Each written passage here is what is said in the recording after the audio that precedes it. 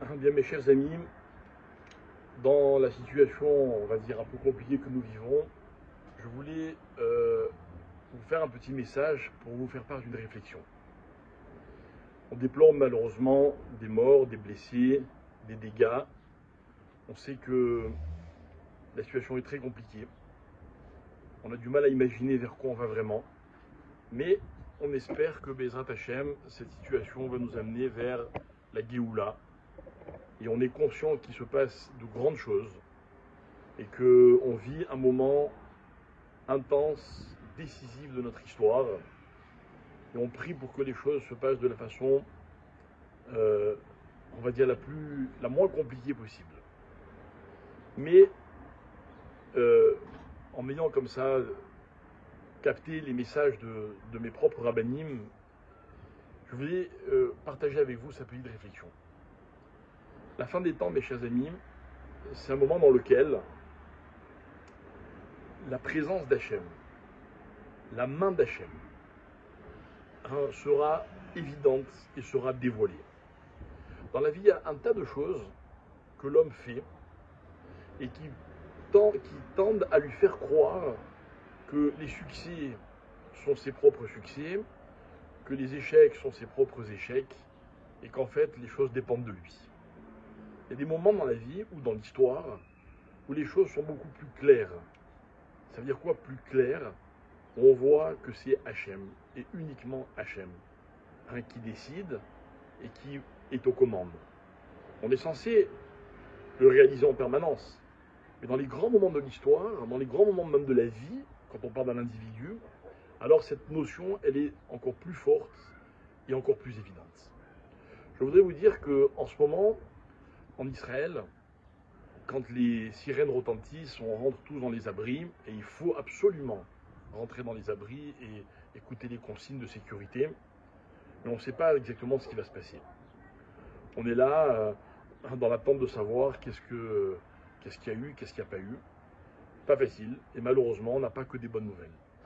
Mais une chose est certaine, mes chers amis, c'est la main d'Hachem.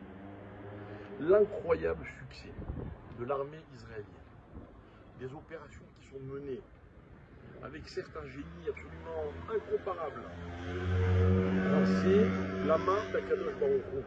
Ce sont des miracles. C'est pas humain, c'est pas cohérent, c'est pas rationnel. C'est la main d'Akadosh Baruch Hu. Et c'est ça qu'on attend. On attend que la présence d'Hachem, elle s'impose dans le monde. On attend que nos ennemis, mais d'abord nous, le peuple juif, on dise: ah mais oui, c'est Hachem. Sur qui on peut compter? Sur Hachem. Quand on rentre dans un abri, on sait bien que l'abri nous protège, en tout cas c'est ce que nous on doit faire comme démarche. Mais vous avez vu cette nuit que même un abri, malheureusement, si Hachem ne veut pas, il peut ne pas protéger. On doit s'en remettre complètement à Kadosh Baruch Hu. Alors évidemment, on pleure nos morts, on essaie de soutenir nos blessés, les gens qui se retrouvent sans maison, des situations dramatiques. On est tous un peu inquiets, on soutient nos chayalim, on prie pour eux, pour leur réussite, mais on sait que tout vient d'Akadosh Baruch Hu. Et si je devais amener une preuve, j'en ai une petite. Je me suis amusé à faire des guématriotes, même si ce n'est pas tout à fait dans mes habitudes, des valeurs numériques. Et si vous prenez le mot Iran, en hébreu c'est Iran, la valeur numérique de Iran c'est 261. 261, c'est la même valeur numérique qu'une expression que la Torah rapporte. Lorsque Moshe, en Égypte, va faire des miracles, notamment à travers les plaies d'Égypte, et que les sorciers de Pharaon vont tenter de faire la même chose. Ils ont réussi auparavant, et là ils n'arrivent pas. Et ils vont dire ce mot incroyable. Ils vont dire à Pharaon: Etzba Elohim Yi. En fait, ça s'écrit Etzba Elohim Hu. C'est le doigt d'Akadosh Baruch Hu. Et la valeur numérique de Etzba Elohim Hi, tel que c'est écrit dans la Torah, c'est 261. Ça veut dire, mes chers amis, que l'Iran aujourd'hui, c'est juste pour nous montrer que tout ce qui nous arrive, c'est ce que Hachem a décidé. Alors on est sûr que Hachem ne décide que du bien, même si des fois c'est difficile, même si malheureusement des fois il y a des souffrances, il y a beaucoup de souffrances, mais on sait qu'on est entre ses mains.